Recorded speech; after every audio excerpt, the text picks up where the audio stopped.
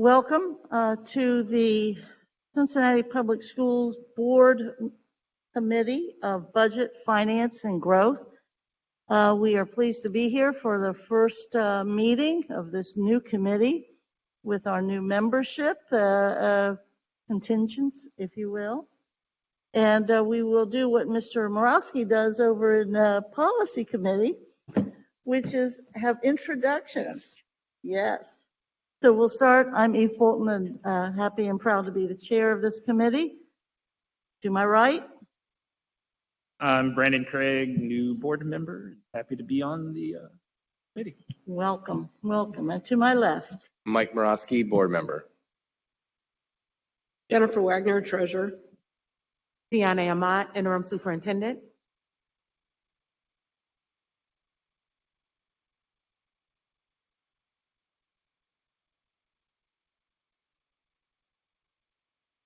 Mike's not working. Kimberly Hughes, assistant treasurer. I apologize. Okay.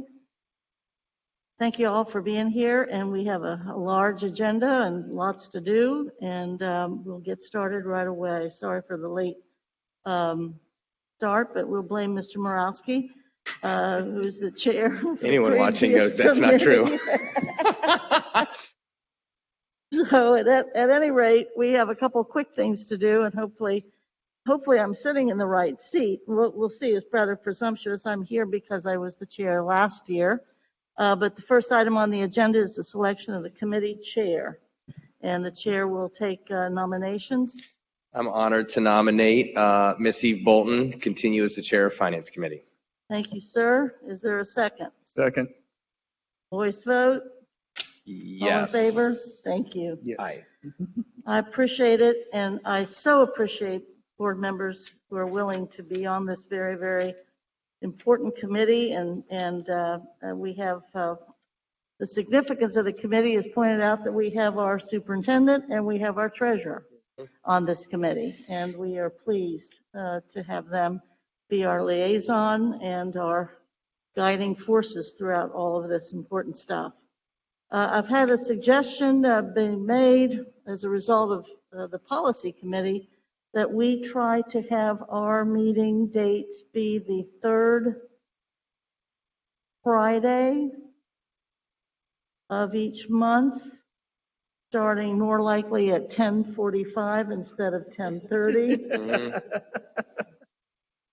If that works for both members, it works for me, but more importantly, I guess, if that is a possibility for our superintendent and our treasurer.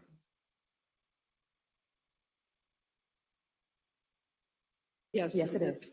that'd be great. Great, and now that we've decided to do that, I really appreciate it, but I think as a result of a one special arrangement, we have to change next month. Again, because of Mr. Morawski. Because of Mr. Morawski. And this is amazing because while I can do the 9 a.m. time for policy, I wouldn't be able to do 10:45 for this one. You can't? On the 24th, no. Oh, well then Yeah. we'll keep it. So you can keep it and I can dismiss it, or we can keep kicking around. I mean, I'm fine. Okay, let's do this. We're not going to change it. This is going to be the Yeah, third I think so. That's right. Friday on February, and moving the rest Yep. of the week. Mr. Morawski has requested to be absent for that period Yep. of time. Mhm. And then from then on, we'll have a happy threesome, but this next month we'll only have a very happy quorum. Okay. Thank you very much, both of you. And thank you, administration. First item on the agenda is the budget timeline process update, and our treasurer is going to be presenting that. Am I correct? I must have a different agenda. I apologize. Well, that's bad. Hold on. So you have a packet in front of you called financial reports. Okay. We can just, So this is is probably. this the order that you want to go? Well, I followed the agenda that was sent out, so that's the order I put everything in. Okay. You want to do that, or do you We'll want? be happy to do whatever you need us to do, Okay. as long as we get everything covered. Okay. So Rob, could you pull up the financial PowerPoint from Kevin, please? Actually, I'm using the one that was released to the public. So that's So no, you're good. You are right. I'm using the wrong one. You're good. It's number 3 on the one that was Yeah, written. you're good. Okay, You're good. cool, sorry. It's all right. I was looking at the, Nope, the PowerPoint computer. that says One. monthly financial graphs. Alrighty. So it's this blue PowerPoint we're going to go through, and we'll make sure the public gets posted. So just hold tight, Rob. I'll talk from this document. What you have in front of you is the monthly financial graphs, and we are happy to modify them as new committee members desire more information. But this is, I used to present a lot more detail, and as time went on, we went higher and higher level. But suffice it to say, the first 6 months of the financial year, we're right on track of where we expected to be. There's no significant issues or unexpected events. Flipping to the general fund bar chart that's on here, also in your packet. So we're giving you 3 years of history, the 2 prior years and the current year, just for comparative purposes. This one shows you our cash balance compared to our general fund encumbrances. And you can see that our cash balance is higher than it's been in the last 2 years, but not significant.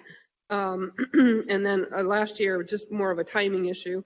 And then you can see our encumbrances are similar, but less than they were in the prior 2 years. So that's good. Those are, an encumbrance is our obligation. That's a purchase order that's out there that we have not yet paid.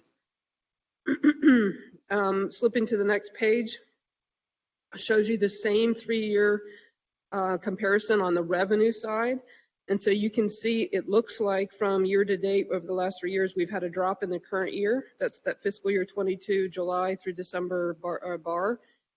But it's not that we did lose revenue because of the change in the state funding formula, and that's a reflection of the pass-through that we no longer get revenue for the charter school, voucher school, autism scholarship students. And so you'll see a corresponding drop in our expense side that's greater than the revenue drop. And so that's a good thing. But so that's the significance of that drop.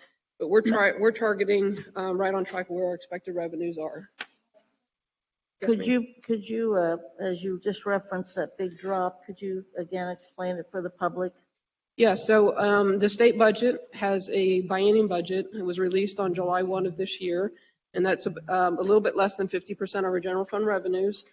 The prior formula included all of the Cincinnati resident students, regardless of where they attended. So we received revenue for children that attended non-public through the voucher system, charter schools, and the 2 autism and Peterson scholarships. And then they would turn around and deduct the tuition out of our budget for that. So we showed an increase in revenue for those students, but also an expense for those students. And the new formula removed that completely from our formula. So it looks like we have less revenue, but we also have less expense.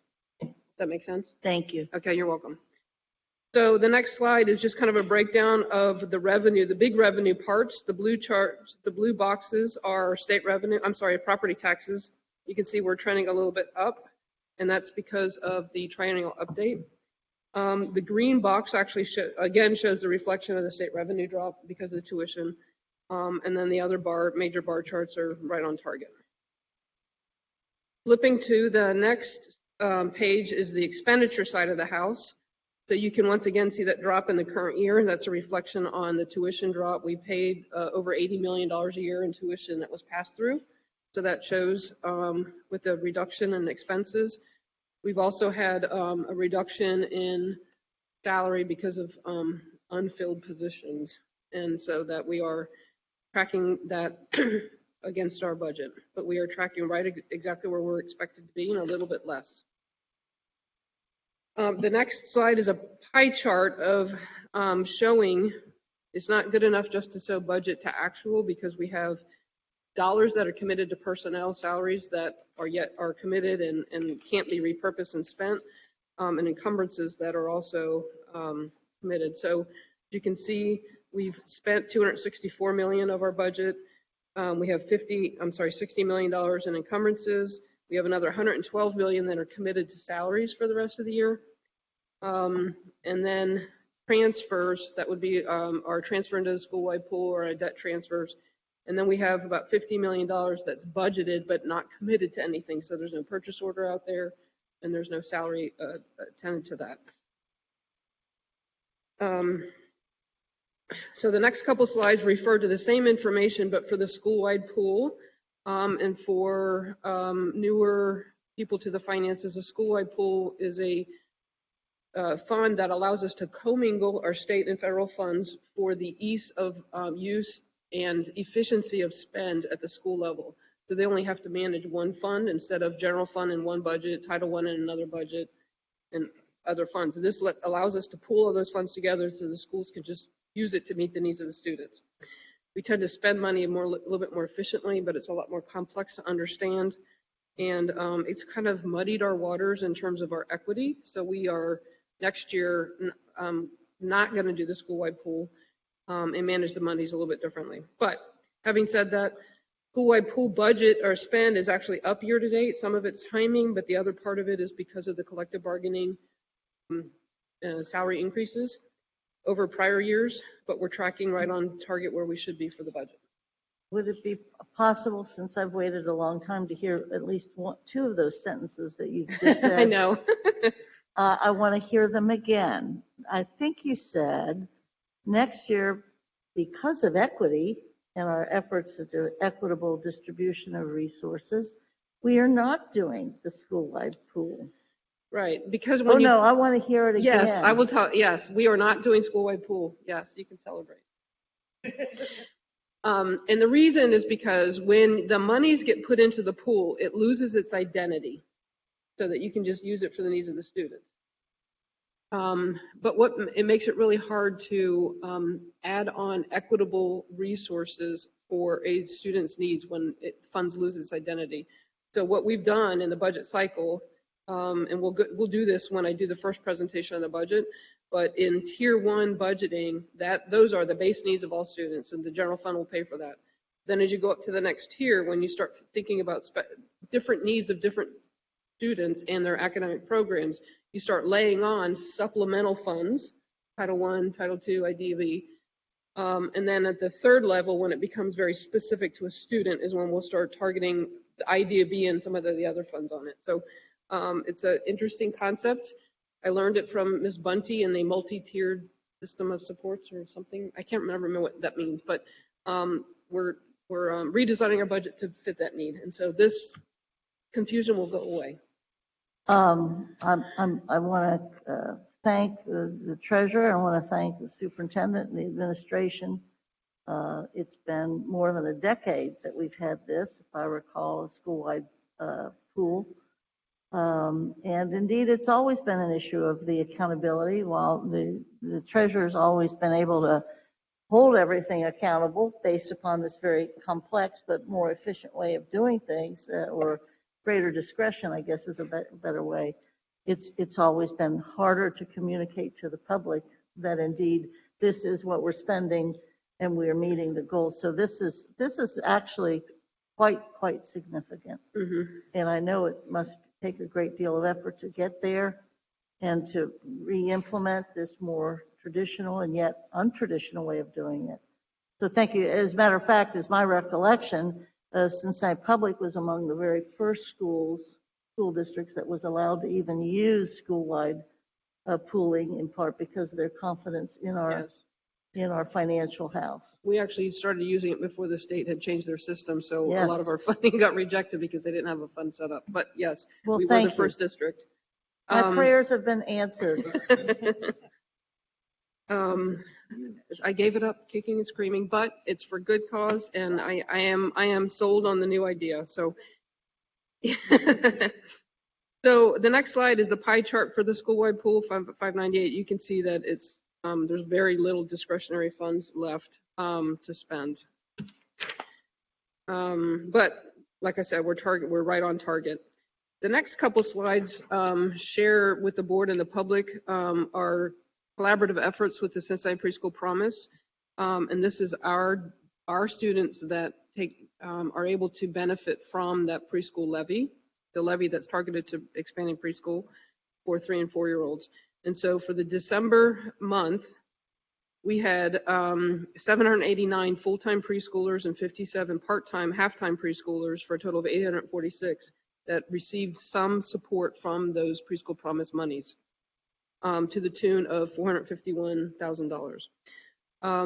Recall that the levy money is last dollar in, so all of our other grants that are available to preschoolers, Head Start, Title I, Early Childhood Education Grant, go first, and then what's left, the need qualifying students and qualifying centers get support.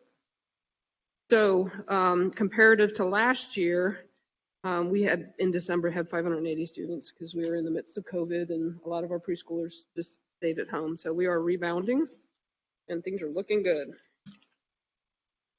The next slide is the financial responsibility from that. We segregate that into a special cost center for the levy. And so we've collected $7.5 million basically compared to last year at the same time. So we're halfway through. The CPS tuition assistance is our reflection year to date of the information I just showed you about the students. So that's how much our students are benefiting from this levy, $2.5 million. We've spent $2.2 million to United Way for the private providers to participate in this, and they have a finance committee that monitors that. I am a member of that committee. Workforce development, we increased our special education support for preschoolers as a result of the growth in preschool and the needs of those students through diagnostics and services. And so the levies support that increase in need. And then some other services there, but we're, like I said, we're right on target as to where we were from last year. So that concludes the general fund portion of the financial report. Rob, if you can bring up that big spreadsheet for Taya to talk about federal grants. Are you out there somewhere? I can't see because of the lights. Not? Is she online? Okay. Okay, now I'm Taya. So I was Kevin, now I'm Taya. I can put my reading glasses for this. This is tiny print. So this is one of Ms. Bolton's favorite reports. We put together all state and federal grants in proportion to what we manage and then what's passed through for auxiliary. And we've also pulled out all the ESSER funds because those are special. So what the grants team does is from year to date, they determine a spending target because when we took over, we were leaving a lot of money at the end of the year and risking having to pay money back because we weren't spending it. So we have monthly spending targets. So as of December, the target was 40%. And then she has a column over to the right where she says spend gold met, yes or no. And so what they do is they meet with each of these budget managers or program managers and have a plan on, sometimes it's very cyclical spending. And so that they stay on top of what are your plans to spend it so that we're not having to give money back at the end of the year. On ESSER, the two active values is ESSER 2 and ESSER 3. Well, actually, and then ARP, IDEA B, and we get some additional funding for that. But the biggest one, ESSER 3, is a 3-year grant. So we're tracking our spending there. And in the budget timeline, I'm going to be doing a public presentation of the entire budget, the 3-year plan, and then how we're spending against it as part of our financial presentations. So the last section of that page is everything that goes to non-public. So you can see that non-public received $21 million out of the monies that we are fiduciary agents for. The bar chart that's blue and orange is showing you a month-to-month spend against the target. You're such a brat. Because Virginia Tech is Chicago maroon and orange. I'm going to have her change these colors. Okay, so what I want to point out is, and if you can see, November spend goal was 33%, and we were at 30%. I'm sorry, the spend goal was 30. 30% was spent at the 33%, and then we dropped to 29. It's because in the month of December we received a ton of carryover. So when it's spent against that additional amount, so she's going to revise the target, and we're going to separate carryover spend versus grant spend so that we can. It's a little confusing and misleading this way, so we're going to revise it for next month. The third slide is the ESSER funds. So you can see the orange is the budget, the big orange is the budget, and then the little orange is how much we've spent against that 3-year budget. So we spent almost $100 million against the $326 million. And we did just receive this week some additional ESSER funding. Can't remember off the top of my head what it is, but I'll include that in my presentation when I do ESSER. And then fiscal year 22, the budget of that 326 million, we budgeted this year of 130 million, and we spent 76 of that through December. Questions? Members have questions? Any points of clarification? You might want to just say something regarding the grants, the idea of the multiple resources or multiple sources of revenue, the general revenue versus or the general fund, I should say, revenue versus the grants, and then the ESSER, that what everybody knows a lot about. Just some clarification for the public. In total, the general fund typically represents in the 70% of all of our revenues. Right now, it looks like it's 58% because we have that $300 million 3-year grant. But there's 42, I think, 40 plus state and federal grants. The grants are given to us. Some of them are competitive and some of them are not, but they're given to us for specific purposes. For example, Title I is to be spent on disadvantaged youth. IDEA B is to be spent on students with disabilities and the needs driven from their IEPs, their educational initiative, instructional plan. And then Title III is for English language learners. Title IV is for safe and drug-free schools. And so they have very specific rules on spending. We have to spend the money, and then the state reimburses, the state and federal government reimburses us each month. So that's always like a cash flow in and out. Did I cover that, or did I miss anything? Those are the biggies. Okay. So, you ready to move on to the next agenda, or were there other questions? Can I ask? Question. Yeah, can I ask one kind of clarifying question? I think it's just helpful to understand is that when you were talking about us moving away from the school-wide pools to this tiered system, it's also going to reflect in how our grants are operated within their budgets, right? Like we will be able to better identify which grants we've met, which grants are still working towards it, whether or not they'll reach their goals. Is that kind of the idea with regards to the tier system? Yeah, so state and federal grants are supposed to be supplemental to what we already do. And so when we lost the sight in the pool of what was core for every student versus what funding sources had helped supplement based on need and equitable need of those students. And so that's what the tiered support will look like. I have a really pretty graphic that I'll present. It'll be a little bit clearer. But yes, that's exactly the concept. Your first clarifying thing, you were right. That didn't happen for me for about 3 years, so welcome. Well, and I appreciate it because I think part of what we're thinking about in that idea of the budget is, are we best utilizing the funds to what we need them for, as opposed to necessarily addressing things and trying to come back and fix where we did not meet a need after the fact. And so I think that's a great clarification that you guys are working towards building that system so that going forward we'll be able to better allocate resources in an effective way.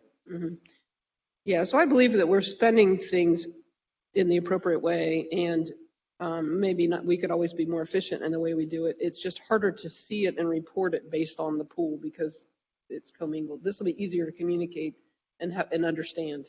So, Great. Okay. All right. Thank you so much. You're most welcome. The next item is the Budget budget timeline. Yep. Okay. Okay, so I don't have anything on the screen for that. You have a handout in your packet. It's proposed as of revised this morning, but starting with February 14th, because the cow agenda for the 9th is big. But starting with February 14th, we will do a presentation on these are all the budget initiatives that we plan to fund. And get some feedback, particularly from newer board members, and so we can educate on this is what we're investing in, and if we need to revise any of those things. And then I'm going to walk through this redesign process of the multi-tiered budget building process.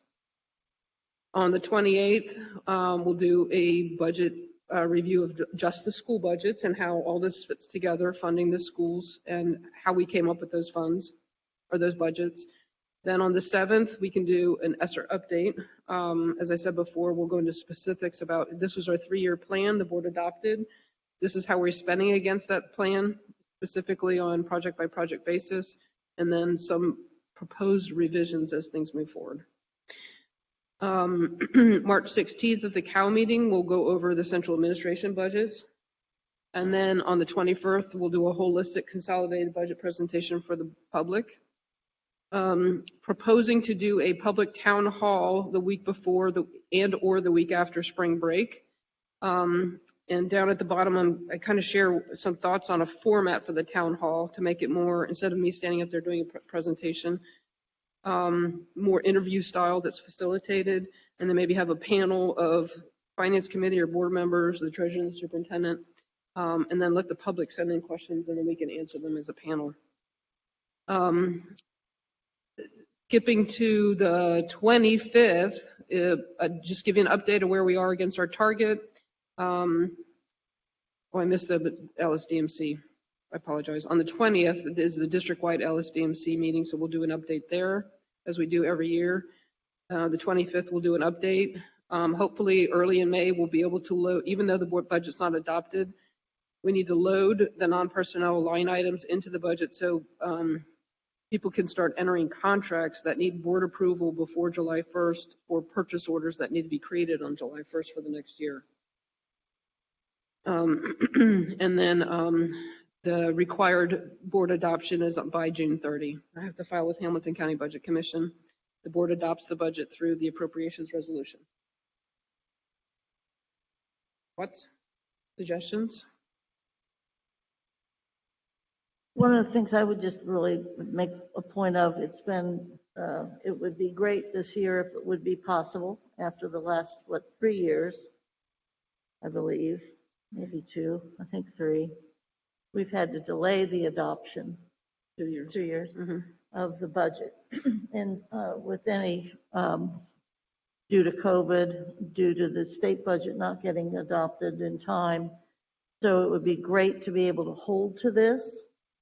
And it would be great to have as much general population and internal participation in it. So I think we would like to talk briefly if anybody has some ideas about how you might go about, and if you could share further maybe more ways that we can make sure that the public is very much a part of this, as well as staff. And getting the input. Specifically, we have 3 new members, and indeed some of these initiatives that we've worked our way through have been the result of the strategic plan that's in its last year. Mm-hmm. And next year would represent a new plan or an extension or some semblance. So there, if you could point, as you mentioned, where it would be most likely that new members could participate and add, and where the more veteran members would be happy to review. So maybe talk a little bit about that so it reflects the whole board. So the plan, that was my plan for the 14th, is to do, just focus on, these are the strategic initiatives that are continuing. So things that we implemented during the strategic plan, but they're ongoing expenses. New Shore, as we came up with kind of an intermediate new normal for running business and new initiatives that support the post-COVID life. And then we are putting about $100,000 in a budget to create a new strategic plan. So there's a little bit of gap between the finish of the old plan and the beginning of a new plan, and we need to write it. But during that presentation, I was going to be doing, if you'll recall, when we did the feedback on the ESSER spend, we did a mentee social media kind of activity online for board members to give feedback and ask questions and do that. I'm proposing to do a similar thing so that it's a good way to collect information in a public way and get engagement. Does that sound reasonable? Mm-hmm. Okay. Madam Superintendent? Yes, Jen, I do have a question in regards to, and I don't know if that falls under the ESSA update, but I just want to keep in front of the board and the public the cliff. The cliff, yes, thank you. Excellent. So if we can address that as we go and not address it in the last year of the funding. Yes, so thank you for reminding me. And yes, my intent was during the ESSER update, we would update everybody on the cliff. But just for the public's definition of the cliff is, we received all this money to help with COVID expense and the reaction to COVID and learning loss. And we're spending a lot of money. It's $300 million is a lot of money, but there's an end date to that money. And so what we didn't want to do is get to the end and say, oh my gosh, now we've got $300 million worth of expenses. What are we going to do with all this stuff? Like all the need, the general fund can't absorb that. They called that the cliff. Well, the board in its wisdom said, all right, we're not going to adopt this budget and a 3-year spending plan without a plan on how to address the cliff. And so we did that. We worked really hard over the summer and had a lot of public engagement on what to spend that money on. And then we had a plan for how are we going to phase this stuff either out because there's one-time expenses, or there were things that were going to go away because we wouldn't need them anymore because there were COVID-related things, or what's our plan to either absorb it or scope it differently and maybe seek alternate funding sources. So we do have that plan, and the board actually adopted it in the treasurer's report. So as we revise it, we'll be revising the cliff plan. But there are some expenses, and I'll share that at the public thing. I don't want to misspeak and use the wrong value, but there are some expenses that are coming back to the general fund in fiscal year 23 as a result of that cliff plan. So we're starting now to bring things back. That makes sense? Yes, Superintendent? And if I can share a specific example, right? Nurses, right? We did not have the level of nurses that we had previously. So now they are in the ESSER, and so decisions have to be made. Do we want to have that level of service when the funding is cut? Correct. So to put that financially in perspective, prior to COVID, we had a contract with the city for nurses that was $2.4 million, and we were using student wellness money to help pay for that.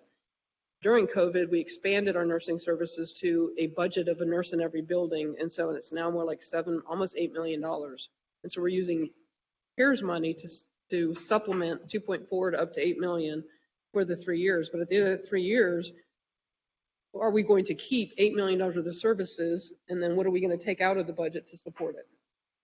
So that's just a perfect example. Thank you for reminding me. Comments, members? Mr. Morosky. I was just going to bring up the point which you did about the old shore news store with the new board members. I just want to say I appreciate all the time that's gone into this. And I think the town hall idea sounds good as well. And it's probably, I don't want to put the cart before the horse, but I'm just curious if you've had any conversation or thoughts about whether or not we would do outside or in-house facilitators for a process. It doesn't matter if not, I was curious. I don't know. I'm ambivalent at this point. It's hard to be internal and facilitate and not participate. It's hard to keep that objective. So if we could find somebody that's external that can help us through this, would be great. I appreciate it. Thank you. And thanks again for bringing up the cliff, Superintendent. It's always kind of on my mind when I talk to people in the public. They want to talk about the ESSER funds. Yes. And I always try to remind them, I'm like, just remember, that's going away. Maybe there'll be another, who knows? We thought CARES might have been it, right? Yeah. Now here we are. So she brings it up every Tuesday. So she keeps it on her radar screen. Okay. Ready to move on? You good? Yeah, I was just gonna say, I think all of the timeline here is really great for like my purposes, as well as understanding where we are along a pathway there, because I think that's the other part, is that we're being very clear and upfront so folks can follow along, especially it's things like the town hall and these opportunities for them to hear this information more than once. Yes, so yes. I think that's very helpful. Multiple times, yes, thank you. Yeah, I think the treasurer's shop is you think in terms of our dashboards along the way and the number of presentations that are made. It's an extremely transparent effort on the treasurer's part, and really appreciate it greatly. Yep. Okay, so we're moving on to the financial transactions review. I gave Mr. Lindy, President Lindy, a copy of this for Saturday when you were all doing your workshop development. I don't think you ever got to it, but I've revised it just in case you got a copy of it. What I added in here was the deadline for doing the treasurer's evaluation, which is by statute, March 1st. Hitting up against it. I have a recommendation on the timeline. But these are, part of my succession planning is to put together timelines and checklists so major compliance transactions don't get lost. It's kind of, I've had to kind of build my own, and so I want to pass that on to the board and to whoever will be replacing me, so that they have a good head start on what's needed and when. But so we just did the tax budget. Pretty soon we're going to have to be doing the treasurer's evaluation next, and then a resolution that will we accept the tax rates the Hamilton County auditor calculates for us. And what they do is they recalculate the millage rates to meet the demands of each levy based on the new valuations every year. And so they send us, it's a formality that we have to publicly accept those rates. I won't go through line by line, but I just wanted to present it as part of a transparent way of saying this is what needs to be done. There are other things that will come up throughout the year, some appropriations resolutions. We get a new grant. We can actually spend the grant until the board adopts it, and the resolution appropriates the funds. And so on occasion in between things, we'll be doing some other ones, but these are the major compliance requirements. Yeah, I appreciate the timeline that if members will go to the back of the folder that they've been given, and you'll see a Budget Finance Growth Committee work plan. It has a yellow banner at the top of it. It'll be in the folder. There you go. So this work plan, we won't spend any time on it today, but many of these dates are impacting what our work plan looks like for the committee. And the treasurer and I met, but we've done some proposed revisions, but we probably for next month want to adopt the work plan. Mm-hmm. So if members will take the opportunity to kind of review with the work plan, review the protocol, the responsibilities of this particular committee, and then make some suggestions. And next month we'll adopt the work plan. And one thing for all of us to look at is that embedded in all of this is also the protocol or the bylaws, which assign responsibilities to the specific standing committees. And then they have the calendar piece that the treasurer's mentioned here in her timeline. So if you'll just review and plan on bringing any suggestions or ideas or questions back to next month we'll adopt the work plan as you make revisions so that we can try to do that for the second meeting. That would be great. And thank you, Treasurer, for bringing this transactions. You're most welcome. Okay. Next. Levy options. Yeah, So no. 'Tis the season. We have a renewal that's coming up and will be on the ballot in November of 2022. We had 1 year break, and now we have one. This is in a handout that looks like that. It's in your packet. So just to give you a little bit of facts, it's a $51.5 million levy, 5-year renewal. The current millage is 7.15, and a mill is 1/1000th. The proposed millage from the Hamilton County's calculations actually lowers it because the values went up. So that because it's a fixed sum levy, we will collect $51.5 million, $52 million every year, regardless of what happens to the valuations, what happens with abatements, and what happens with properties that come and go. The taxpayers voted to provide $52 million to us every year over a 5-year period. It was first enacted in 2008 as a new money levy, and this will be the 3rd renewal. So on a home that has a market value of $100,000, this levy, so that it's assessed value, what you get taxed on is 35% of your value. So it's $35,000. You take that $35,000 times the millage, equals $246,000, divide that by 1,000, and you get $246 per year tax bill for this levy. That make sense? So here are our options. We have three. There's more, but they're a lot more complicated and hard to understand. But the three major options is we can renew this levy for the same dollar value for another 5-year cycle. We can renew it for the same dollar value for a longer cycle, but up to 10 years, which we did on the $65 million renewal fixed sum levy to give a little bit of voter fatigue, some space. And then the third option is to renew it with a higher dollar value and a longer term. And you call it, it's still a renewal. So you maintain the same benefits as the original renewal, but the increase of that, if we say we wanted another $20 million, making numbers up, that $20 million, excuse me, any new levy does not get the value of the homestead and rollback credits on a homeowner's tax bill.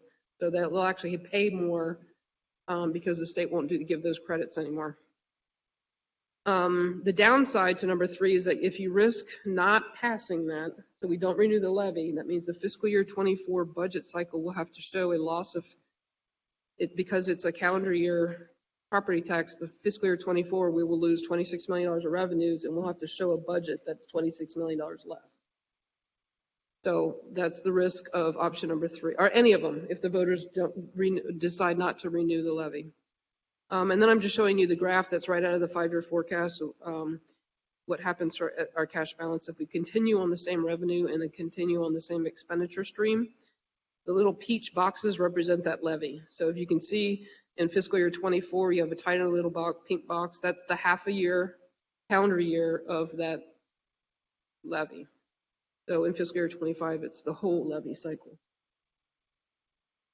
So I wanted to present this to Finance Committee for discussion, and then in a proposal that sometime we fit in as a public presentation, just kind of like all the levy basics and options, and to re-educate the public and all the board members on facts about levies, property taxes.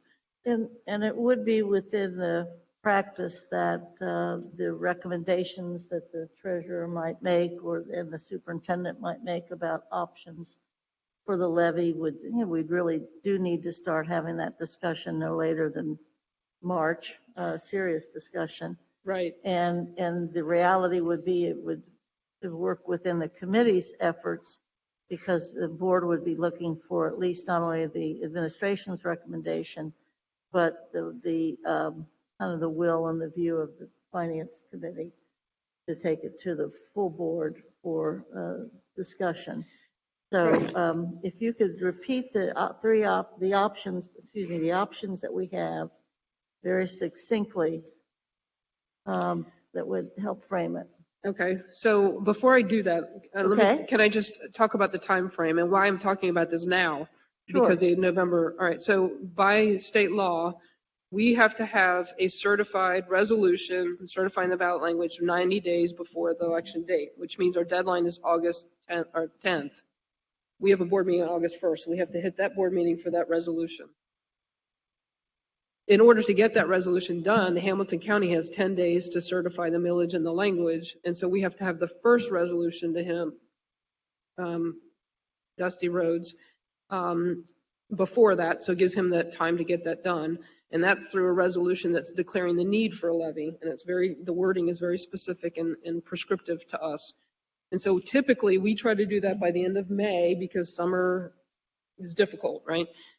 So by the end of May, we have the first resolution that's declaring the need, and then the second resolution has to be done by August 1st. Once that's filed with the Hamilton County Board of Elections, we will get an issue number and it'll go on the ballot. So that's why we're talking about it now, because we have some conversations and education to do before now and the end of May, okay? So those conversations and education around the 3 options would be, we just renew it for the same dollar value and the same 5-year cycle that we've done in the last 2 cycles.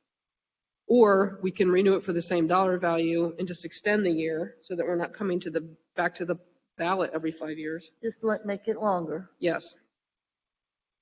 Because quite frankly, public doesn't understand, even though we say it's a renewal, they don't understand that it's not new taxes. And so they just feel like we're always asking for money. And so we're trying to lengthen that cycle. And option 3 would be if we think that our strategic investments are going to go beyond our cash reserves in that 5-year cycle or whatever that cycle is for the levy, then we might want to think about increasing the dollar value. Although in this political climate would be a very difficult thing to do. But wanted to share that as an option. Members have any reactions? Mr. Morosky? I appreciate this a great deal. Thank you, Chair Bolton. I am a big fan of the 10-year option. You took the words out of my mouth. I don't think we have much of a snowball's chance with asking for more money. I mean, whether or not we need it, whether or not we know we're falling off a cliff, we've received so much money. I think it might be difficult in this climate. What I like so much about number 2, and kind of a repeat of last time we did it, to your point, I have this conversation with people all the time, like, you don't like us coming back asking you for money every few years. You need to vote for different people in Columbus. I was like, I'm not trying to defer responsibility. But the 10-year, I don't know, I think it just does something to the collective consciousness in the city. I'm open to 1 or 2, but that's why I tend to, I think, like 2 the most. And again, thank you for this. First time I've been on this committee, and I've seen these in packets, of course, but all this is extraordinarily clear. So I know you had said you want, so I just wanted to say that too. Sure. Yeah, and I want to echo a little bit of what Mike said there, in that I think the 10-year is the more stable option, it seems like. Mm-hmm. Again, making it less likely susceptible to the political waves that we may be experiencing. And so, if we're coming every 10 years for this, it looks more like we are a good steward of resources. But I am not as necessarily, I don't think it's necessarily unable to ask for more. I just don't know necessarily it's a difficult fight. It's a more use of our time and more use of our investment that may not be the best effort for us to do right now, because I think you put it pretty clearly in stock that if it doesn't work, that it results in a loss that's not really where we want to be. And so I think I agree with Mike in that sense of that of 1 and 2, and I appreciate giving the timeline of when we need to meet these specific goals, because I think that's the other part to it, is that it will keep us accountable to doing our part as the board as well, and our part as the committee, to ensuring that we can help you in the treasurer's office do their part to make sure this stuff gets done and done in a timely manner. Mm-hmm. I think that's I think people see us working, and they can see us doing it efficiently, and they can see us being very competent in the process. It makes voters more likely to support these things. And so that's why I love seeing these kind of pre-set up deadlines, pre-set up dates, this type of level of information. Have we moved a levy to be longer or before? I think, and I need to contact the lady I was talking to yesterday about the Department of Taxation, that you could still call it a renewal and ask for continuing. And so I need to investigate whether that's still, or does it become something different kind of levy, and what if there's any unintended consequences to that. And so it's something I at one point I suggested to our lobbyists that if you renew a levy every 3 years or 4 times, then it should go continuing after that, because the likelihood, right? I didn't get anywhere with that, but I'll keep trying. And so I will investigate the continuing as an option. I will say, though, that Hamilton County, or CPS, is an anomaly. Most other districts in this state have continuing levies. They don't have to go back and get renewals all the time. And that was a reflection in Hamilton County wanting to hold this district accountable financially. But I think there are the unintended consequences. The taxpayers are thinking that we're always asking for more. Also, and asking for new money right now, the public doesn't understand that we don't have $300 million from ESSER money just sitting in our back pocket that we can spend on anything. And so it's going to be hard to say, well, we want new money for these strategic initiatives.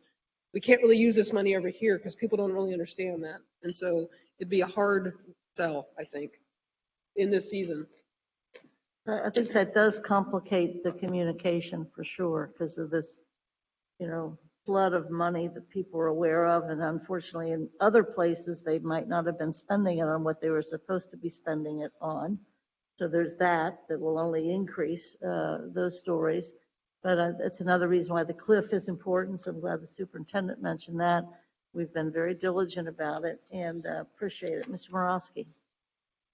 Thank you, Chair. This is a question I've always had, Treasurer Wagner, and I don't know that I've asked it in full board meetings. You alluded to it. Why are we stuck on this renewal thing? Because I talk to my friends, across the state on school boards that don't deal with this. So you referenced something about the Hamilton County Homeless. Well, why are we always in a position to do this and not have continuing? I don't know, but I suspect this started before my time with the district with the Bangor Commission, where Clement C. Bangor was the president CEO of Fifth Third Bank at the time, and they came in and did an analysis on the school district operations and determined that we were highly bureaucratic and we were wasting money. And so they did like a total renovation of our organization, became very site-based. This came out in late 80s, early 90s, I believe. So I think it was at that time that we started with fixed sum levies on a short time cycle because the public wanted to make sure that we were spending our money frugally and being good financial stewards. And so that was a way to hold us accountable. There's always this carrot out there to say, well, if you don't spend the money the way you're supposed to, then we won't renew your money. And so I think over the years, we've been able to overcome that reputation, particularly with our business community. But and that's why I think we were successful extending the 5 to a 10. I did approach the board several years ago about continuing, and at that time they weren't interested in pursuing that just for the same reason. But it's.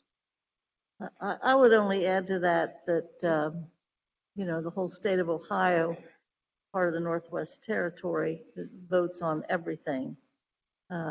Coroners, recorders, school boards, whatever. So there's that whole very democratic spirit, but also remind everybody that the greater Cincinnati, Hamilton County, the only metropolitan county in the United States of America that never once voted for Franklin Roosevelt.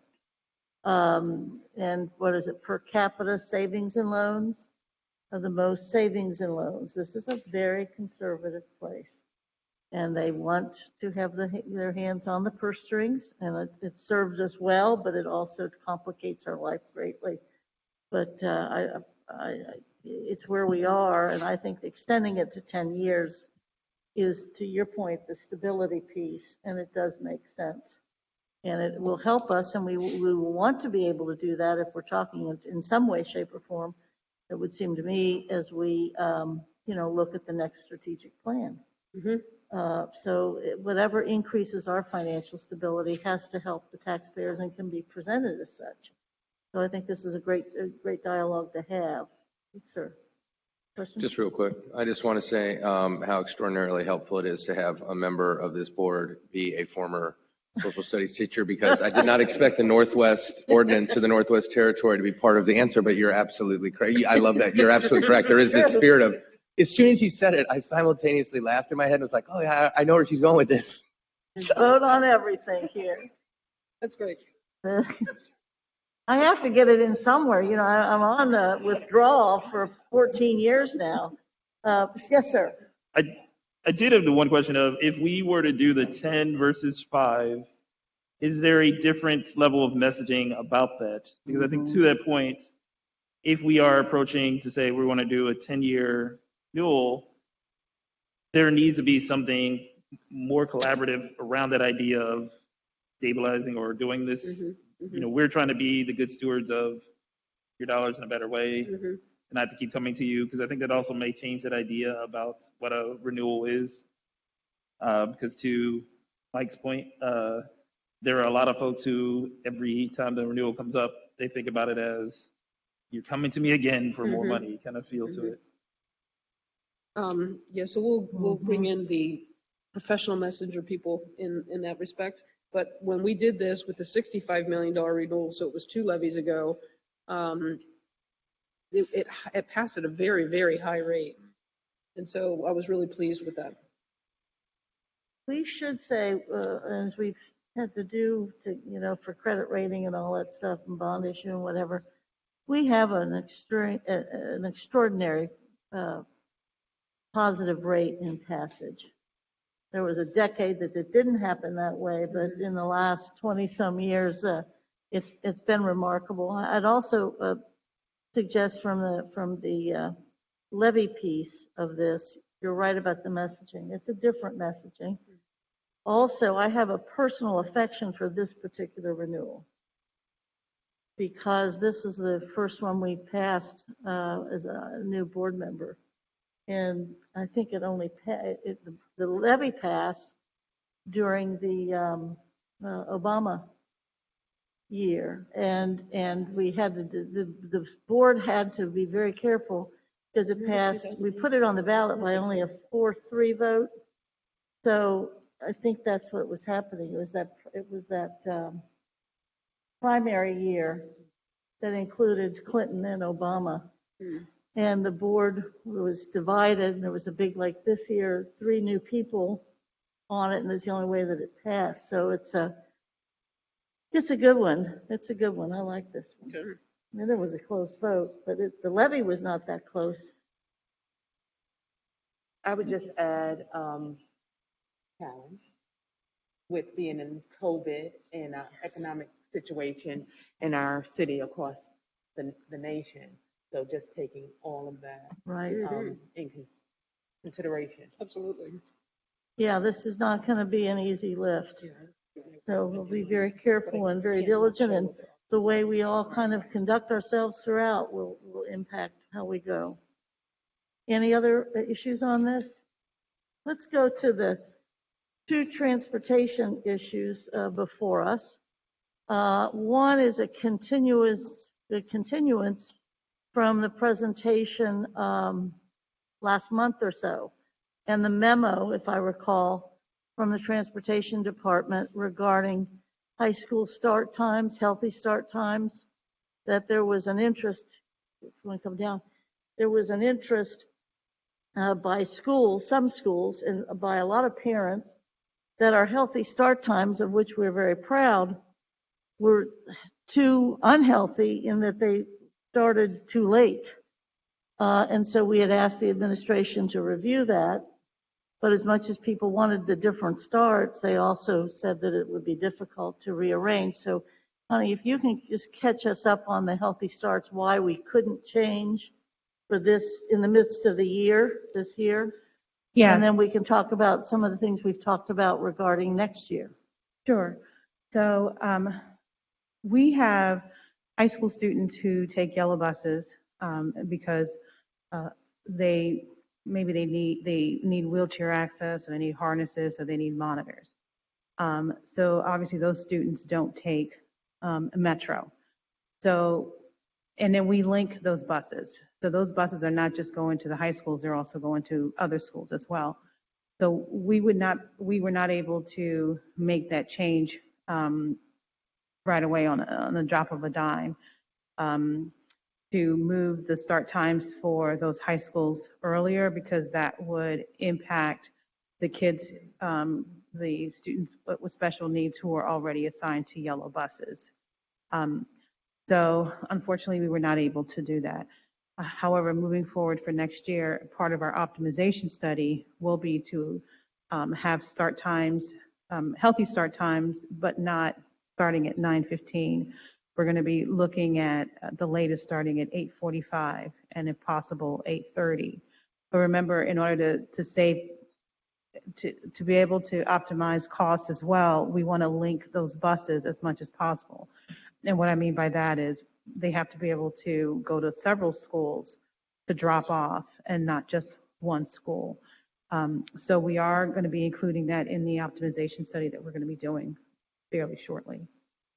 I think this is incredible good news. It took us 5 years to get healthy starts, and then unfortunately, because of Metro's scheduling and because of the demands of some of our special kids at our high schools, the healthy starts just became too late. And maybe not healthy at the end of the day, with the kids being able to get home so late. So since Metro is a different partner now, and we have some more discretion, and we are looking to find ways to continue with some sort of partnership with Metro. They've been able to think in terms of maybe there are special needs kids at the high schools could have a different transportation area way, so that we can use the Metro perhaps for the high school, but we don't have to have these very difficult time things because we don't have the extra routes next year. We're going to have some form of transportation for Metro, or we won't get our teenagers to school. But that's the fight that we're going to have and wage. But this is a great thing. So, because a lot of the Healthy Start families felt strongly that we were going to lose that. That was going to be a casualty. And indeed, we might be able to actually, to your point, optimize or maximize what it really was supposed to be in the first place, because you guys are thinking, outside the box. So we appreciate that.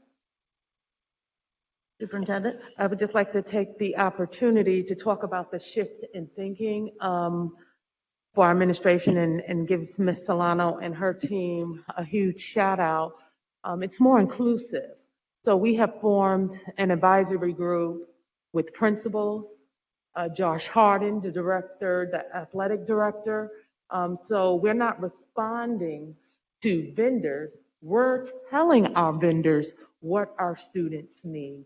And so I believe getting that insight early on from the people in the schools and the people we are serving is helping shaping our plan. I couldn't support your comments anymore. This is a huge operation, and we've not done it as successfully as we've needed to do it, and it is unsustainable as we once did it. You almost needed this cataclysmic event to really face the reality that this is. I know we have a big presentation on Monday, and we're not going to belabor it today, but I would second what you've said, Superintendent, from a standpoint of we made a request of 22 questions of the department. They answered them. On behalf of the Finance Committee, the old one, responded to the response, and there's some good dialogue occurring, and I like the proactivity of it instead of the reactivity, and thinking out of the box, and not to scare the treasurer, because she will go apoplectic, but everything's on the table as we not only figure out how to make it sustainable, but indeed improve the quality of the service, both from an instructional standpoint and operational standpoint.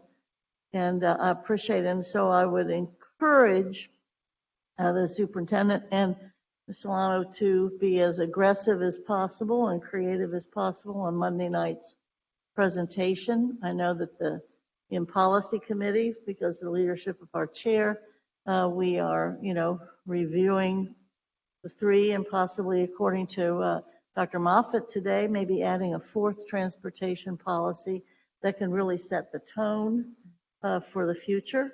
That's where the board should be, is policies level. But I think if committee members will take the time again to review both the information requests, the answers from the transportation department, and then on behalf of the old finance committee, my response, I would tell you that Solano was kind enough to have a long conversation and help educate me yesterday. And I feel we're somewhere.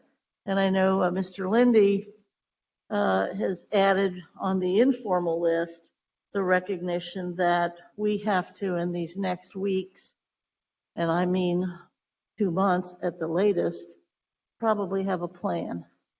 And we probably have to have a plan to take to City Council, to take to the Commission, to take to the Mayor, and to take to the SORTA Board.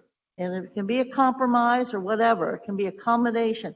And the more creative and fiscally responsible we are, the better that plan will be and harder to refuse. So we have a tremendous amount of work. And I think we all feel confident that we can get there, because we're going to have to for our kids. Does anybody have some transportation questions? And I know we're looking forward to Monday night, and I don't want you to say whatever you'd like to say, Connie, and certainly the superintendent and the treasurer as well. Sir. I just want to thank Ms. Solano. This is extraordinarily helpful. The late start thing has been frustrating, as someone along with Chair Bolton was a loud advocate of it for a number of years, and we got it, and then, oh well. But it's not oh well anymore, so thank you. This all makes sense and sounds excellent. Two last things. The questions that you sent, Chair Bolton, I've read all the answers, so it's really a two-parter. I guess it's kind of a kudo as well. Part one, kudo to the chair's leadership for getting these questions out in the world. My brain doesn't work on this granular of a fashion, and so it's super helpful for me. And then kudo to Transportation Department for getting these answers, because they're super clear. Okay. Again, it's not like I'm reading between lines, like, well, what are they trying to mean here? I, as I know most everybody here knows, am always very interested in the McKinney-Bento kids in school, rural kids, and how we're spending that money. And I know that it is a challenge. Mm-hmm. And I think for the 8 people watching and the many more people, hopefully, that'll look at the minutes, need to know that this district works its tail off to make sure we're meeting the needs of those kids, no matter what's going on. So appreciated that as well. And then lastly, and Ms. Bolton kind of brought it up, but the superintendent, you said the things you said are maybe the most exciting things I've heard in months being on this board, honestly, that we're changing our sort of mindset to here is what we want, not, well, geez, how can we react to the next thing? That is a seismic shift, not just in our transportation vendors, but I just think sort of writ large. And just so you know, and Ms. Bolton brought it up, but just so you know, concurrently, these conversations are happening in policy regarding our policies. And at its best, a Board of Education is all these committees aren't separate. We're not inside. We are working together. And so it's probably helpful that 2/3 of both committees are the same people. But I do think that the new policies are going to be driven by this conversation, and this conversation will be driven by so we're driven on purpose. It's a pun. It's supposed to be funny. So you get it, transportation. Anyway, I'm really glad. Thank you, Jen. I'm really glad that we're having this discussion. I just want you all to know that policy committee is with this committee and trying to support it. Sure. Yeah, and I just want to briefly, again, maybe more of a comment than a question, because I think we talk so often about healthy start, and I think there's also an aspect of that healthy leave, safe leave, that is really crucial with one of the things you mentioned, which is moving the start times down before 9 o'clock is the goal. I think that also is a tremendous help for a lot of the students who are traveling in the time period in which our traffic is just heavier. And it's just a recognition that as we come out of COVID and as more people are on the roads and on our streets, that if students are leaving school at 4:30 or 5 o'clock in masses, that is a potential risk around their community, certain communities in certain areas. And I think that's tremendous in that aspect of adjusting to the, too unhealthy of a healthy start time. I do hope that, and I think this is where I think the interim superintendent was talking about, is that we are moving in a direction of also addressing kind of patterns of where our students are traveling from and to. And then thinking about that, is there a way that we can incorporate that part of the transportation idea into, is that something that we systemically need to be as well? Because I think that's the other aspect. Is in some cases we have students coming from areas where that may not be the healthiest. The unhealthy part about it is the fact that they're traveling so far, period. Not that we're having to get up at 6:30, get to school at 8:30, but maybe it's the fact they have to go an hour and a half to school each day, an hour and a half back. And whether that's something we need to be thinking about systemically within the school, is there too many students doing that? And so I'm really excited to hear more about what's going on. Okay, Superintendent. I was just going to, just to clarify, on Monday's presentation, we are definitely giving a kind of an overview and giving a context, sharing some ideas, and allowing board members to have time to discuss, process. No decisions would be on the table on that at that time. As far as your latest question, it would not address that. we were thinking that's kind of along the strategic planning. That's a more longer range goal. If you start looking at, we started some of that work, for instance, in our Montessori, where we have Montessori on the east side and the west side, but to look at the entire system and model, administration thought that conversation would take place in engagement with the community. Monday's presentation is kind of overall transportation and bringing some innovative ideas. The transportation team has looked at models across the nation, and we have made some connections, and so we're really excited to bring them to the table to hear the board's thoughts on it. Yeah, and I'm really thinking, just as, can we end this process, keep that thought process with us, is that we need to look at what are our patterns telling us about what our travel needs are. So if we're looking and we see our travel needs are substantial at one level or substantial from one area, that's something that the larger time we can always think about at a later date, and from that systemic issue. I think we recognize that Monday's presentation's not written in stone. It doesn't necessarily, this is how it's going to be or whatever, but to widen the discussion would really be helpful. And these many questions and the granular nature of them, the board members and the community have to understand that this is not about Yellow Bus and Metro. Right. There's a dedicated fleet for instruction and for athletics and getting our kids to our health centers or what have you. There's the special needs kids. Some arrive in ambulances. We have to get our kids experiencing homelessness there. We found out that with your information, over 8,000 of our children every day walk to school. What are we doing about them? So I think you almost, it's a house of cards, and it's been blowing out, over for about 5 years. This is not a recent problem. This has been a very difficult operation for a long time. So I think you almost have to see it in that fragmented way. And to your point, where are we putting our special units? And where's this program, East and West or whatever? All that's all related in order to even make this sustainable. It shouldn't be the transportation tail wagging the dog, but we shouldn't tell transportation, oh, by the way, we've got 3 new programs over here. Well, it would have been better if 2 had been there and 1 had been there.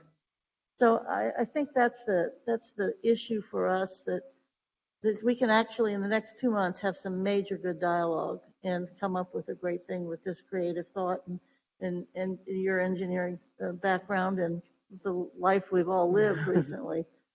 Just a point of clarification, because I'm not sure, Ms. Bolton, did the new board members receive the dot chopper chart? The proper chart where all, so I know Jeremy. Yes, this committee isn't necessarily doing that. That's really the policy committee talking about neighborhood boundary lines, and those dot chopper proper charts we have at least 2 of our new members are really excited about those, and we're going to be reviewing them. I mean, they tell us everything now. Right. It's remarkable. So, Jeremy, if we can make sure we have that to all board members.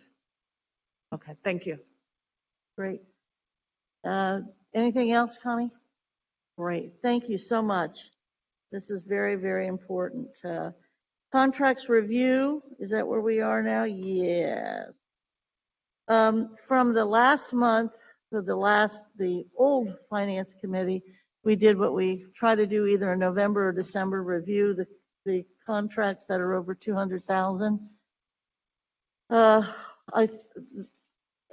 Real quickly, if I could, there was at least one that we said we really wanted to review, and that was the CYC contract, because there were some concerns that we had about where the results were, what was actually happening in the implementation. There was attendance issues or whatever.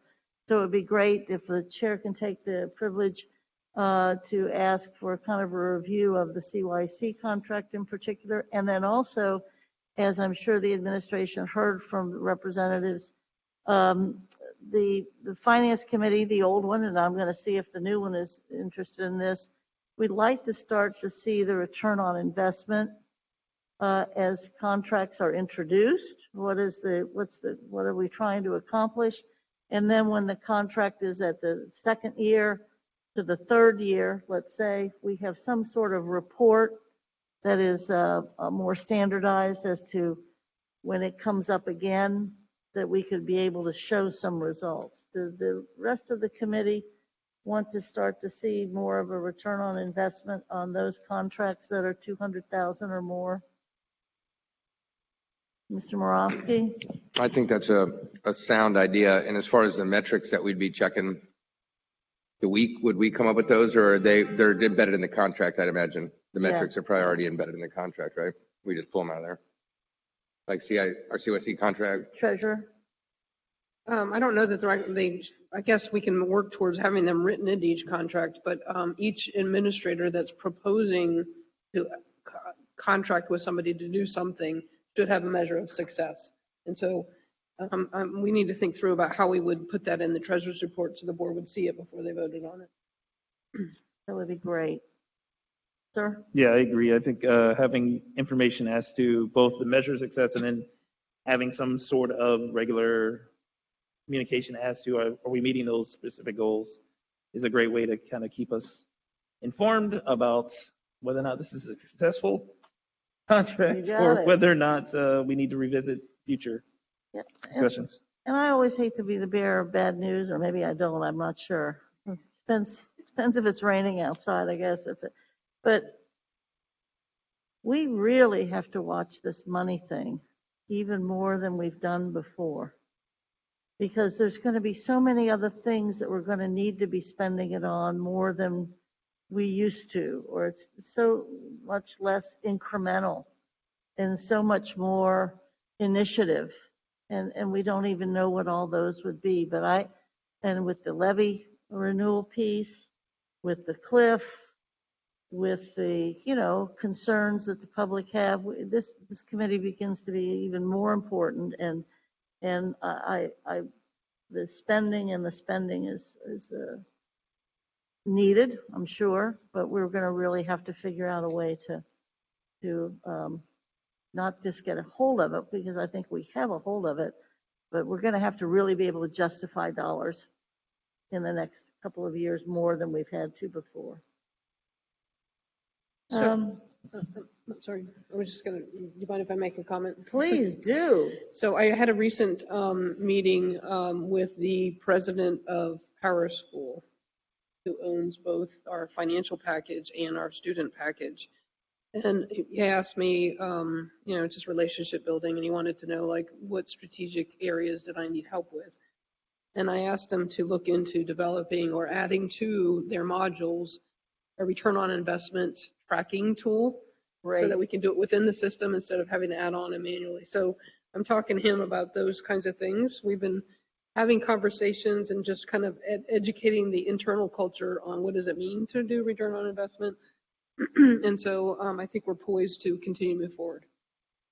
Is it my knowledge, I think, that is Power School, the instructional part of it, is that up for RFP now, or some kind of renewal? Jeremy, yes? Yes. Yeah. Are you talking about the SIS or the Performance Matter stuff?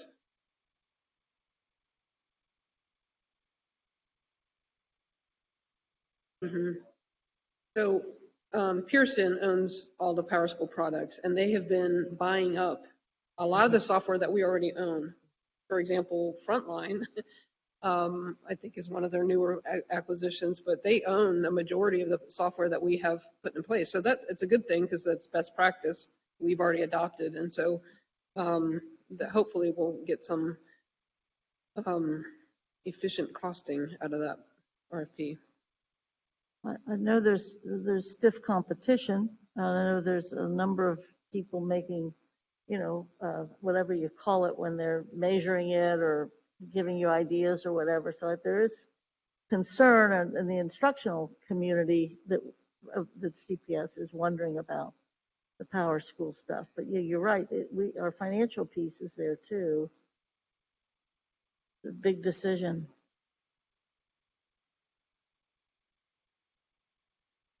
Anybody else? Okay. And then I'm going to review that meeting, that December meeting on the contracts, because I think there were 2 other contracts that were questioned as well, but I'll have to review. Yeah, so do you have I'm sorry, do you want to say? No, I something? just wanted clarity on this contract review of when would you like that completed?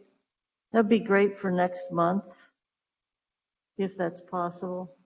And I think the issues that were raised is the number of students actually being served and the number of employees actually there. And I know a few months or several months ago, there was a change of leadership. So I think just at least 2 members of the committee had heard some negative comments, because I know we held it up during the COVID time, yeah. and then we restarted it, properly so. Right. But I think there's been some issues raised.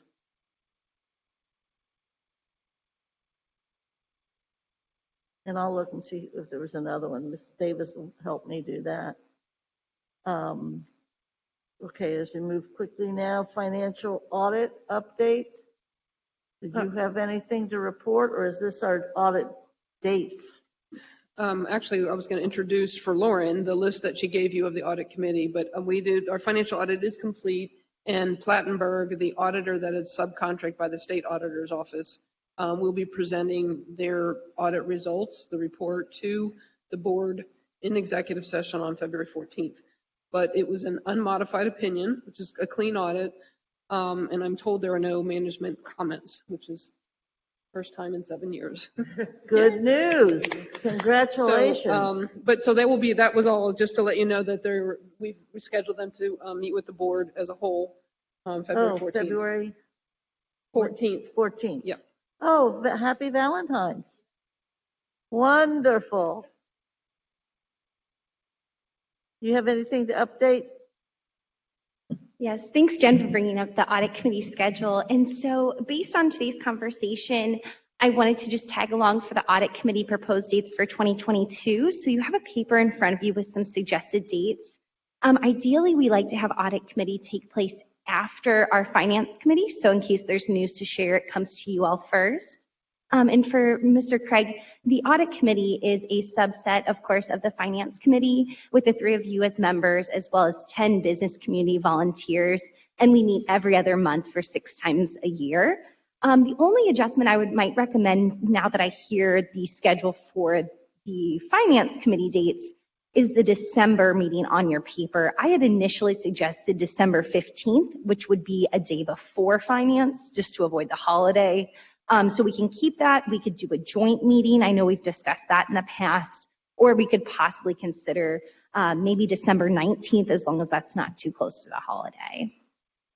Should we have a look at this or get back to you? Or yes, what are your that's fine. thoughts? I think the most pressing item would be letting the audit committee members know when the February meeting is. I know I've got some inquiries about folks wanting to get that on their calendars. Okay. And right now you have that for the 24th. Yes, and then thereafter, it's the last Wednesday of the month, And aside that from will- December. Okay. Do we have something else on the 24th, Mr. Morosky? I think we discussed policy in the morning. But that's not the same time, it's just the same day. Yep, that's right. That's not policy?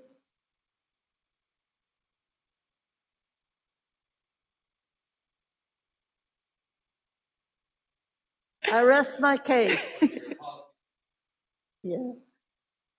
There's, and the members of finance, as you know, are members of the audit committee, and it would be great to get everybody introduced to our outstanding audit committee. Does that work at least on this February one for you? Doesn't have to Yeah. work on every date. No, that's fine. And then we're talking about it, the 4:36 or whatever. That's 4:30 correct. And I to think for 6? the February meeting, we have a pretty hefty agenda with 2 of our audits coming out, as well as our financial audit. And we wanted to do some training and things like that for our new audit committee members. So we are proposing possibly doing a 4:30 to 6:30, just extending another half an hour. Oh, on that day? On that date, February Oh, gotcha. 24th. Yeah, But usually it's 6. correct. Usually it's just an hour and a half, and I think we could use the extra half hour. Great. Wonderful. Well, that sounds great. We'll move forward with the February 24th, and then perhaps when we get together with audit committee, then we can approve the full calendar year at that That'll point. be great. All right. Thank you so much. Thank you. And would you, and with Ms. Davis, maybe send a bio of our new members to, and actually the new members of the board to the audit committee, so they're familiar with all 3 new members, and then as a new member for the audit for Mr. Morosky. And if we have some kind of information about who are our audit committee members, be great for the board to receive some information, especially the newer ones, of who Absolutely. all is on the audit committee. Absolutely. And we have a link to a website with all of our audit committee members' bios. So I might just go ahead and update that and then also send that out to everyone and do the reverse for our audit committee members about the board members. So Super. great. Thank you. And now, we already did committee work plan, that we got our homework for that. Madam Treasurer, we're rounding the bend. Yes, we are. Okay, so also in your packet, just for the board members, you have an evaluation timeline for the treasurer, and then we're going to walk through, this is an introduction for newbies, the goals, and then the tool that you'll be using to score my evaluation on. So going backwards, since you're required to do evaluation before March 1st, February 28th would be when the board would share the results of the evaluation with me, which means you'd have to score it before that. And so the plan was for me to do my progress presentation on February 14th in executive session. Happy So Valentine's Day. Yes. Yay. And so that you would have your time to do the scoring and then gather and analyze and do whatever you need to do in order to deliver the results back to me on the 28th. And we want to stay on course, because again, this is a year we can try to stay on course. Could you take these several minutes, we have a few for sure, to update or explain the goal piece as Yes. to Yes. how you came about the goals and to catch everybody up? Yes, we've been tweaking this over the years, but so the second page of that packet is the goals that were agreed to in June. So keep in mind, mine and the superintendent's evaluations are due on March 1st. So our evaluation cycle is April to end of February, right? But since our goals were written in June, it was a little bit shorter time frame this time. But so there's 5 goals that are stretch goals on top of the daily activities of the financial operations. And so they came from strategic plan, New Shore, board member feedback, finance committee guidance and direction. So the first one is more of a kind of a culture shift in the district in terms of attempting to help the schools relieve the burden of financial transactions from the site-based management back centrally, but not taking power, authority, or decision-making away from them. And so what we did is we called it SPOT. We had a baby naming game. It stands for Supply Procurement Operations Team. And we're doing a proof of concept pilot this year. We have 2 members. I took 2 vacant accounting positions and converted them to SPOT people. And so they actually act like Amazon for those schools. So they have a process where the school says, I have a need. And then so they call SPOT, and SPOT takes care of that need for them financially. So they deal with all the quotes, the proposals, the entering the requisitions, making sure all the I's are dotted, the T's are crossed, and just relieves that burden from the school so they can focus on instruction. And so far we've gotten really good feedback. And when I do my presentation, I'll give you all the data on that. The second goal is about the redesign of the budget process. There was a requirement in the strategic plan that talks about equitable distribution of financial resources. And I really struggle with that. As a financial person, I'm very driven by data. And so equity to me is kind of defined by the beholder and kind of like beauty, right? Different for everybody. And so I really struggle with that. But I think with our new budget allocation process, we found a way. And so it's a first year baby steps, but I'm really excited. And so the third one is working on my succession plan. So for Mr. Craig as a new member, I'm eligible to retire next January. My contract carries me through July of 24. And so when I came into the treasurer's role, even though I'd been around for many, many years, it's a difficult job. There's no job like it. And in corporate America and nonprofit America, school district finances is very, very different. And the two former treasurers before me really struggled with the district's culture here in collaborative leadership. And so I decided, and in an attempt to, when Amy retired as my assistant treasurer, we interviewed and we just couldn't find the right. There's people out there that have skill, but they just weren't good fits. And so I decided the best thing for the district and the students of Cincinnati was to grow our own. And so I've started doing that, and about halfway through that plan. Ms. Hughes over here is our assistant treasurer, is part of that plan, and some other employees that have a long-term interest in being the treasurer. So I've been working on developing them. And so this is that effort. Fourth goal is about the financial dashboard. Ms. Bolton alluded to that earlier. We were the first district in the country to publish a financial dashboard back in 2003. We called it showering in public because it's very uncomfortable to just have everything out there for everybody to see. And so when I left as the assistant treasurer and went over the technology side, that effort faltered a little bit. Came back on the treasurer side. It's been reborn. Some technologies have changed, so we're actually collaborating with IT because we have dashboards all over the place, and we're trying to get more consolidated and being able to marry the information so that we can use the academic data with the financial data to really come up with some good measures. Okay. So that's that. And then the fifth one was about the financial transparency around ESSER, and because there was a lot of public concern, and rightly so, and want to make sure that we were very transparent and good stewards of our taxpayer dollars. So those are the goals. But in my presentation, I'll give you data on what we do is on our day-to-day basis as financial operations and what we do to improve those. Thank you. Questions? Any questions? Yes, sir. I don't have necessarily a question. I just wanted to say I love the fact that you made a succession plan.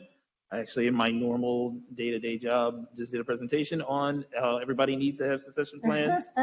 And I think that is so crucial, though, in ensuring that every year, regardless of who's in that role, we have the system that will allow us to be able to do these tasks. Mm-hmm. So I really think that's a great part to it. So that's all I wanted to add in there. Good. It was very important for me when I took on the treasurer position 7 years ago, actually, amazingly enough, that I leave a really strong legacy behind of a different kind of treasurer's office. I used a similar succession plan when I stepped into the treasurer's role, and the CIO that followed me, there was no blip. He wouldn't even known that there was position change. And that happened again when Sarah left that and Jeremy stepped in. So they, very proud of my colleagues there. And so I was determined to have that success. And when I leave, I want to know that I left this in the best hands possible. And given the board options about, it's not my place to tell you, like who the next treasurer is, but I want you to have really good options on the next treasurer. It will be better than me.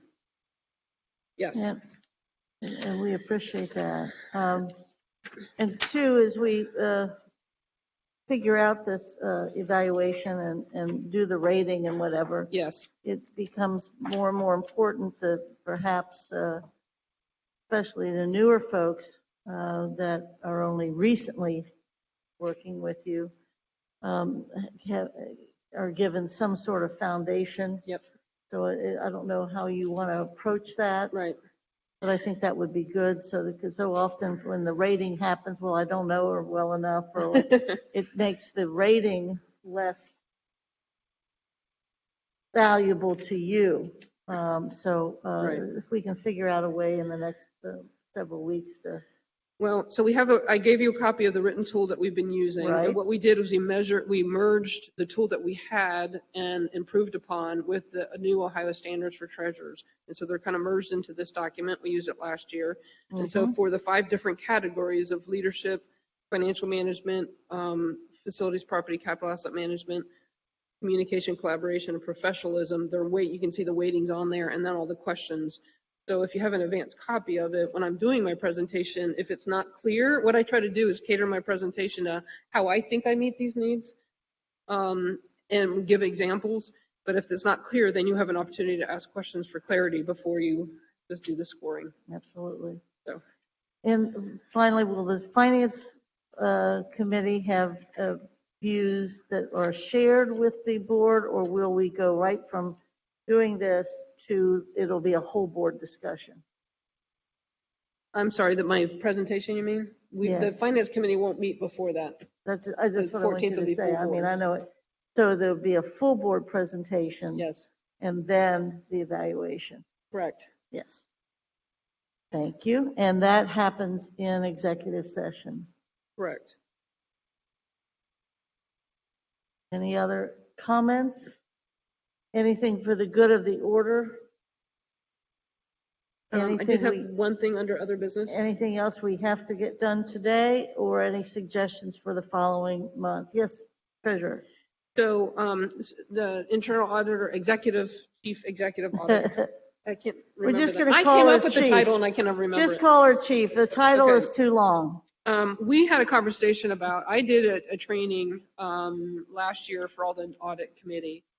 So after that, as we anticipated new board members, and I do school on an annual basis, Lauren and I wanted to team up to do like an annual PD for the board, particularly around the new board members, around things that you won't have heard anywhere else and things you don't want to step into and get in trouble. And so, and then actually Dan, our legal counsel, thought there are some things that he would like to bring to the table during that session too. Yes. So I'd like to make that as a recommendation and permission to get that scheduled. Working with Phyllis, I guess, on the best time. I know you guys are slammed right now with other meetings. And so what's the best time to do that? And then I actually brought a copy. I wanted to hand this out on Saturday too, but it's the Ohio Ethics Toolkit. I don't know why it printed on humongous paper. I just brought it. So we could see it better. Yeah. I think I was using big paper and I didn't change my option. So there you go. And I have extra copies for other board members. But that's a requirement to go to all employees when they get hired. So how would you like to proceed on scheduling this training thing? Well, are you looking at, it seems everything else is scheduled for Valentine's Day. Do you, would you like We'll to? be here till 2:00 in the morning. Are we looking after mid-Feb? Whatever's your convenient, because whatever's at your convenience. I know you have a lot of meetings set Yeah, for I think superintendent stuff. after mid-Feb would be better, or the very beginning of March, maybe right after your evaluation. Okay, that'd be great. Let's do it So, then. okay. Work Phyllis, can with you help the- me with like a doodle thing? Okay. Yeah. Davis will take care of that. Perfect, thank you. Well, hearing no additional items for business, we know when we're going to meet again, and it's been great. And thanks the administration for all the work. Thanks, Treasurer, and everybody else that supports what we do. Been a pleasure. We're adjourned.